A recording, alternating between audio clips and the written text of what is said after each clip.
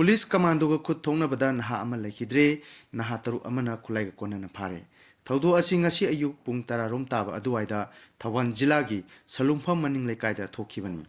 कुकीसिना लांदारकलिबा असिदा मयुमदेगी खुल ngakani हाइना था अनिरोंगी ममांगदा थोखिबा थवन खुनो मये लेकाइदेगी लाइसम प्रेम सही कुमरी कमांडो का खुद थोंगनबदा नोंमैना पांदुना लिलोंगदा लेबा नूर हॉस्पिटल दा लाइकनरबा मतुंगदा राजमिति सिटी दा leikhidabani प्रेम हंदक पांथोकदोरिबा क्लास 10 की मेट्रिक परीक्षा सरुक यागदवा थवाल खुनौद लेबा निमाइसन high school class 10 तमलिबा महिरोइनी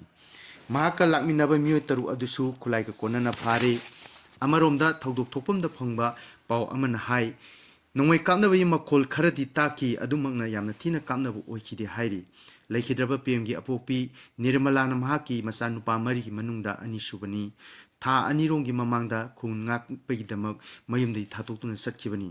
ngasina police का खुद थोंगनबदा leikhidre महाकी मसादा उलिबा कमांडो पुलिस की थौनादु कुकीदा अमुक्ता उत्पियु हाइना वारोंना फोंदोखि।